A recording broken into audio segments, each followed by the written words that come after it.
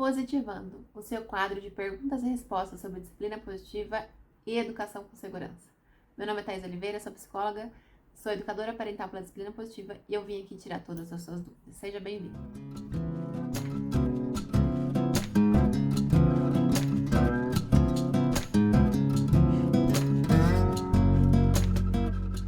Tá no ar mais um Positivando, o quadro onde eu vou tirar todas as suas dúvidas sobre educação de filhos, disciplina positiva, educação com segurança. O que eu preciso fazer para o meu filho se comportar melhor? Vem comigo que eu vou te ensinar. Mas antes disso, já deixa seu like, já se inscreve no canal, já ativa o sininho, que eu tô sempre por aqui, você sempre vai ter conteúdo novo. Já aproveita e me segue lá no Instagram também, tem sempre conteúdo novo por lá, lives toda semana, você vai aproveitar e muito. Como é que funciona para eu trazer as perguntas aqui para o canal? Toda semana eu seleciono perguntas que são feitas lá no meu Instagram, por isso que é importante você me seguir por lá também. Eu seleciono algumas perguntas e trago elas aqui para responder para vocês em formato de vídeo. Quer ter sua pergunta respondida? Me segue lá no Instagram, faz a pergunta por lá, tá? As perguntas dessa semana já foram selecionadas, mas aproveita e pergunta lá que sua pergunta pode ser respondida aqui num próximo vídeo. Vamos lá comigo? Bom, a primeira pergunta de hoje é: se não tem punição, como corrigir? Bom, eu já tenho um vídeo no meu canal que fala um pouquinho sobre as alternativas de educação, mas é importante e que é um mito dizer que na disciplina positiva não tem correção de comportamento, tá? Porque o que a gente fala na disciplina positiva é para você não punir uma criança. E não punir uma criança não é não corrigir o que ela faz de errado. Não punir é não bater, não usar de castigo, não usar de violência. Isso é não punir, tá? Agora, corrigir o comportamento é mostrar para ela alternativas do que ela pode fazer. Então, assim, eu não posso bater. Entendi, eu não posso bater. Mas o que eu posso fazer quando eu estou com raiva?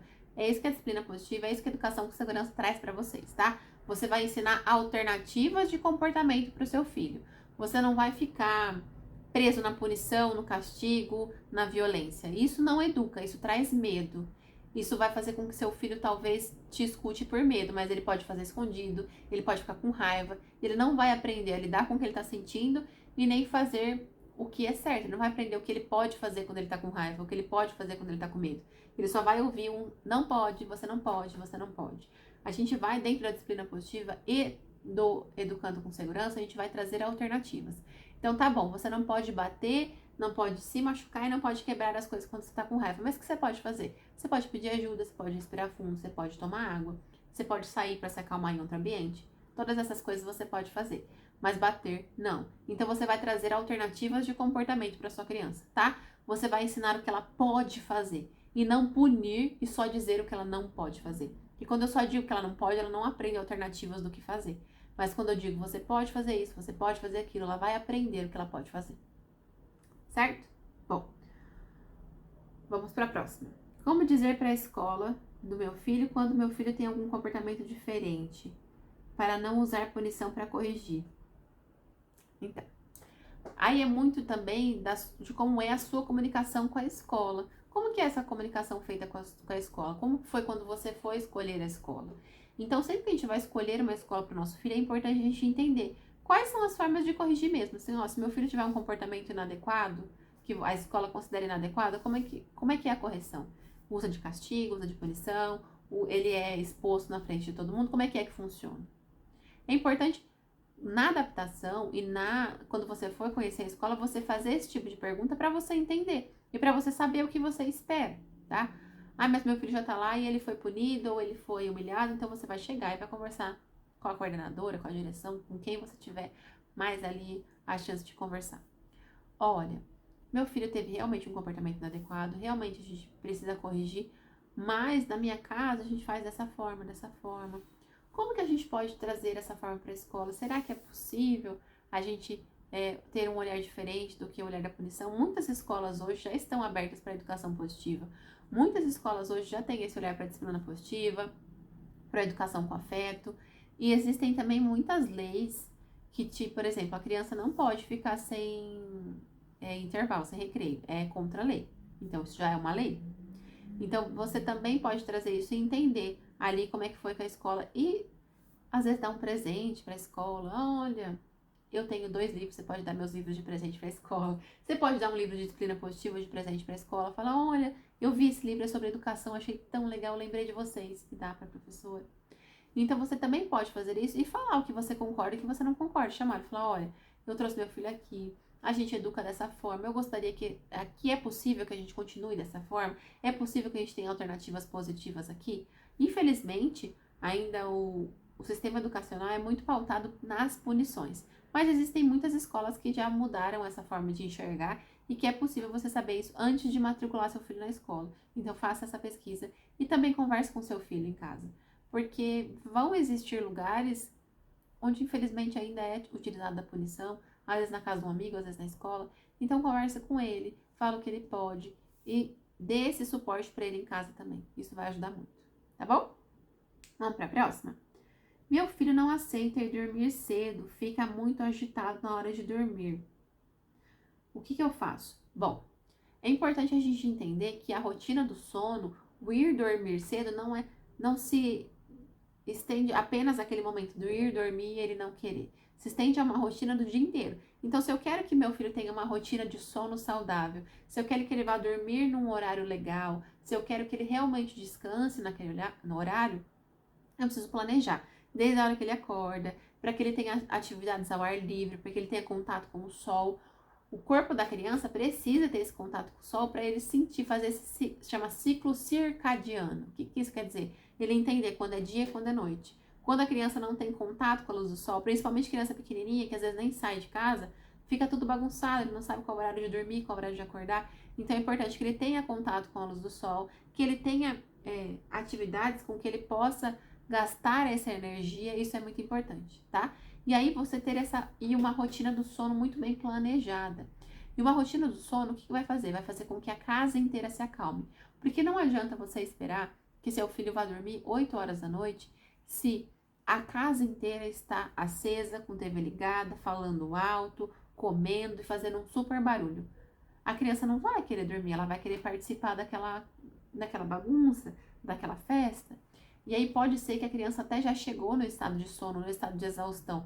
Mas só que o que acontece? O que o corpo dela vai fazer? O cérebro vai olhar, vai falar, estamos com sono, precisamos dormir.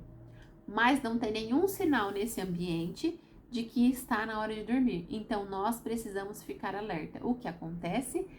Manda um monte de hormônio pro corpo da criança para que a criança fique mais acordada. E aí acontece que a criança fica mais agitada. Então, muitas vezes, muitos pais, quando vão me falar, não consigo fazer com que meu filho durma cedo porque parece que ele fica mais agitado, isso acontece normalmente porque já passou da hora da criança dormir, e aí o cérebro e o corpo da criança tentando mantê-la acordada, manda um monte de neurotransmissor para essa criança conseguir ficar acordada. E a criança fica mais irritada, fica com menos paciência, fica até mais agressiva e ela grita. E isso acontece porque passou essa janela do sono. Então é muito importante assim. Quantas horas de sono meu filho precisa? Meu filho precisa de 10 horas, 9 horas? Observa isso. Então, ele precisa acordar às 6. Que horas que eu preciso ele pôr para ele dormir para ele conseguir acordar às 6? Tá? Outra coisa, criança não dorme sem sono, criança sem sono não vai dormir. Criança que já passou da hora do sono vai ser mais difícil de dormir. Com sede, criança não dorme com sede. Com saudade do adulto, também não dorme. Se ela não passou o tempo suficiente com você, ela também não vai querer dormir, ela vai querer ficar com você. Então, organize essa rotina do dia inteiro, mas principalmente essa rotina do sono, para que seja todo dia a mesma coisa. Vai tomar, um exemplo, tá? Vai tomar banho, escova o dente, vai deitar na cama, ouvir uma historinha, ficar um tempinho ali com a mãe e com o pai e vai dormir. Todos os dias. A casa mais escura, para que o corpo da criança perceba a noite chegando. Então, a casa mais escura, a TV mais silenciosa e tudo mais colaborando para que aquele ambiente seja um ambiente preparado para uma criança que vai dormir e não para uma festa, tá? Então é importante que a criança entenda, que fique isso na sua cabeça, de que não é hora da criança dormir, mas não é porque é hora da criança dormir que todo mundo pode ficar fazendo barulho. A casa precisa estar preparada para que aquela criança vá dormir sem brigar. E que isso tenha uma rotina diária, que você vai aprimorando a sua rotina. E aí, quando tem uma rotina todos os dias, a criança entra nesse ritmo e vai ficando mais fácil dela dormir mais cedo. E você tem um tempinho para você também. Certo? Fale sobre a vara dos provérbios. Vamos lá. Já me fizeram várias vezes essa pergunta e às vezes eu evito de responder por questões que pode virar polêmica e tudo mais. Mas eu acho importante eu trazer essa resposta para vocês, tá? Bom, eu acredito que quando ela tá falando da vara dos provérbios, ela tá falando dos provérbios 22:15, que diz o seguinte, eu trouxe anotado aqui para vocês verem. A tolice é ligada ao coração da criança, mas a vara da correção a livrará dele. Eu acredito que é dessa vara que ela tá falando, tá? Algumas coisas são muito importantes, e eu não vou falar aqui no teor religioso da coisa, tá? Cada um tem a sua religião, eu respeito a religião de todo mundo, e é importante a gente entender isso. Eu vou trazer isso na questão teológica das coisas, na questão de estudo e algumas questões que a gente sabe sobre educação, tá bom? É importante que a gente saiba disso. A primeira coisa é importante a gente saber. A Bíblia foi originalmente escrita em grego, hebraico e aramaico. Ela não foi escrita em português. Logo, uma Bíblia que é escrita, um livro, qualquer livro que seja, né? Mas a Bíblia foi escrita em hebraico, aramaico e grego, ela precisou ser traduzida. Quando a gente traduz alguma coisa, muitas palavras são modificadas. Uma palavra que tem em um idioma, às vezes não tem no outro idioma. E as pessoas que estão fazendo esse trabalho de traduzir pegam palavras semelhantes para trazer essa tradução. Então, às vezes, o resultado dessa tradução não fica tão fidedigno, não fica tão fiel à mensagem que seria passada. Então, você pode achar versões diferentes de vários provérbios, de várias partes da Bíblia, por conta de traduções diferentes. Então, se você procurar traduções diferentes da Bíblia, você vai achar frases diferentes de vários livros, tá? Não só de provérbios, mas de vários livros, você vai achar traduções diferentes, tá bom? Outra coisa importante, se a gente está falando dos provérbios, então se a gente olhar na mesma página da Bíblia, um pouquinho mais para cima, está escrito o seguinte em Provérbios 22:6. Instrui a criança no caminho em que deve andar, e mesmo quando envelhecer, não se desviará dele. O que está falando aqui? Sobre educar. Está falando aqui sobre educar na punição? Não. Está falando para instruir sobre o caminho, né? Muitas pessoas trazem essa vara que eles falam como uma tradução diferente no sentido de ser o cajado do pastor, que leva as ovelhas com muito amor, que instrui e mostra o caminho correto, tá? Que tira as tentações e que mostra o caminho correto. Mas é importante assim, vamos pensar no qual é a principal mensagem que a Bíblia quer trazer pra gente. Às vezes o Antigo Testamento, que é a parte que está os provérbios, é um pouco mais difícil, mas se a gente pensar no Novo Testamento, quando Jesus aparece, e qual é a principal mensagem da história inteira de Jesus? Qual é a principal mensagem que Jesus nos deixou? A mensagem do amor. Qual o seu principal mandamento? Amai-vos uns aos outros, como eu vos amei. O amor. O amor é o principal mandamento. O amor dele foi tão grande que ele se entregou, ele perdoou todos os pecados de todo mundo e se entregou por esses mesmos pecadores. Ele mostrou o amor, quão imenso era esse amor dele. Você acha que um livro, uma Bíblia, que promove o amor, que mostra que o amor é incondicional, que mostra que ele te ama acima de todos os seus erros, você acha que ele vai defender a punição? Bate, porque bater vai resolver. O que acontece muitas vezes é que algumas pessoas se apegam a pedaços e leem fragmentos da coisa e falam, ó, tá escrito aqui, para justificar o seu próprio comportamento, porque não sabe agir de outra forma. Para justificar, eu bato porque tá escrito na Bíblia que tem que bater. É o certo, tá escrito na Bíblia, tem que bater. Mas ela não viu todas as outras referências. Ela não parou para estudar a fundo o que aquilo queria dizer. Não parou para olhar as mensagens que Jesus mesmo deixou, que é do amor. Então, quando a gente pega partes, pode ser da Bíblia, pode ser de outros livros, quando a gente pega partes pinçadas, a gente pode entender mensagens erradas e mensagens diferentes. Mas eu quero que fique na cabeça de vocês qual foi a principal mensagem que Jesus deixou? Foi o amor. Então, educar pelo amor e educar pelo exemplo é o que a gente espera. Jesus chegou perdoando o pecado de todo mundo. Ele não jogou pedra em ninguém. Ele tirou a pedra das pessoas. E ele falou, quem não tivesse pecado, que jogasse a primeira pedra. Ninguém jogou. Porque todo mundo tem pecado. Então, Jesus veio trazendo esse olhar. Apesar dos erros, eu te amo. Mesmo com seus erros, eu te amo. Eu quero te acolher, eu quero ficar aqui junto comigo, eu quero te guiar, eu quero te ensinar. E ele contou histórias, e ele deu exemplos, e ele viveu o exemplo na vida dele. E ele deixou ensinamentos.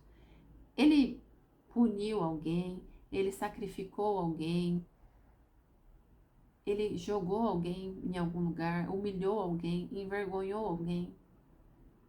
Ele não usou de punição em nenhum momento. Então é importante a gente também olhar como um todo, qual é a mensagem inteira.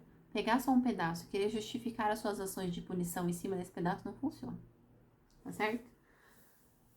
E aí, eu li uma coisa quando eu tava pesquisando para responder essa pergunta que eu achei muito interessante, assim, que bom seria se o carinho, o amor não precisasse de lei, de obrigação para existir. Porque muitas vezes, para educar um filho com carinho e amor, a gente precisa ter uma lei de que não pode bater. É lei não poder bater. Ai, Thaís, tá na Bíblia que pode bater. Não tá. Se você ler a Bíblia inteira, se você entender que existe viés de tradução, e se você ver outras traduções, você vai ver que o que a Bíblia diz que ela é o amor, que você vai trazer a criança, vai acolher essa criança e vai mostrar o caminho para ela. Vai mostrar o caminho e vai ter consequência, ela fazer coisa errada sim, mas você está disposto a perdoar, está disposto a mostrar para ela o que é o certo e o que é errado. Vivenciar isso na sua própria vida e mostrar isso, você sendo o exemplo. Então é uma lei também, né? Que você não pode bater. Então, bom seria se o carinho e o amor fosse automático, se a gente não precisasse ter uma lei para isso. Bom seria se as pessoas aprendessem realmente a educar e não amedrontar as crianças com tapas, beliscões e chineladas.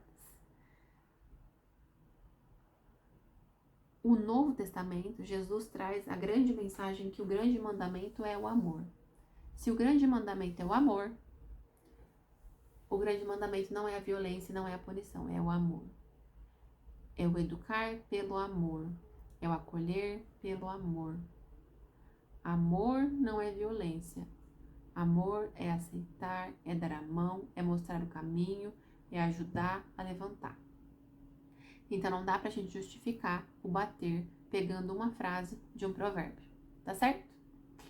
Era isso que eu queria falar pra vocês nessa pergunta. Vamos pra última pergunta de hoje? Bom, tá vendo porque eu falo que às vezes eu não queria falar sobre isso muitas vezes? Porque às vezes pode gerar uma polêmica de alguma coisa que é importante que as pessoas entendam que às vezes algumas pessoas, e é importante, eu não sou pastora, eu não sou padre, não sou, sabe? Mas é importante a gente também olhar mais profundamente para as coisas e não de um olhar raso de que, ah, tá vendo, tá escrito aqui, é isso, acabou. Não, interprete aquilo, tente ir atrás daquilo, onde veio aquilo. Uma pesquisa rápida, às vezes, no Google, vocês acham essas coisas. Por exemplo, esses provérbios que tá um embaixo do outro, na Bíblia Online vocês acham isso rapidinho. Então, não se justifique um comportamento errado com uma frase que está escrito, seja na Bíblia, seja em qualquer lugar. Não justifica. Tá? Tá certo? É lei tratar a sua criança com amor, com dignidade e respeito. E não usar da violência para educar. Importante que você saiba disso. É importante que você saiba que se você quer educar seu filho com respeito, ele precisa receber respeito. Se você quer respeito, você precisa respeitar primeiro. Se você quer que seu filho se sinta amado, você precisa realmente amar e não usar da punição. Punição não educa, só deixa seu filho com medo, com raiva. Bom, vamos para a última pergunta de hoje. Quando meu filho faz birra, meu marido imita ele às vezes, ele para. Isso ajuda? Não, não ajuda. Às vezes a criança para porque ela assusta com aquela reação, não era esperado aquela reação, mas é importante você entender que se você tá com raiva e alguém chega e começa a imitar pra você, começa a te imitar, fazer o que você tá fazendo. Você vai ficar agradecido com ele, poxa, muito obrigado por mostrar como eu estou me comportando, ou você vai ficar com mais raiva ainda. É isso, a criança vai ficando com mais raiva, com mais raiva, com mais raiva. Quando a criança está num processo de birra, ela não está fazendo isso de propósito. A birra é como se fosse um pedido de ajuda. Eu não estou conseguindo controlar tudo que eu estou sentindo muitas coisas, por favor, me ajuda. Naquele momento a criança precisa ser acolhida e precisa ser colocado em um ambiente que tem menos pessoas, menos plateia. Quando não tem plateia, não tem espetáculo. O que isso quer dizer? Um monte de gente para e fica olhando, né? A criança fazendo birra. E aí a criança vai ficando mais nervosa, mais nervosa, mais nervosa e a birra piora. Quando não tem ninguém te observando, você vai ficando mais calmo, com mais facilidade. E até você, adulto, consegue lidar com aquela situação de uma forma melhor, de uma forma como você gostaria, sem medo do julgamento dos outros. Então, acolha a sua criança naquele momento, leve ela a um ambiente mais calmo. Quando ela se acalmar, converse com ela. Olha se ela está com sono, com fome, qual é uma necessidade que não foi atendida naquela questão, tá? Olhe para ela, olhe para aquele comportamento dela. Quando seu marido ou qualquer pessoa imita a criança, tá mostrando que eles têm comportamento de criança também, que eles são infantis. E não está educando a sua criança, tá? Está deixando ela com mais raiva. Tá certo? Espero que vocês tenham gostado do Positivando de hoje. Quer fazer uma pergunta pro Positivando? Vai lá no meu Instagram. Eu vou adorar receber a sua pergunta e responder por aqui. Não esquece de deixar seu like, de ativar o sininho, se inscrever no canal, deixar seu comentário se você gostou e me seguir no Instagram. Um beijo e até a próxima.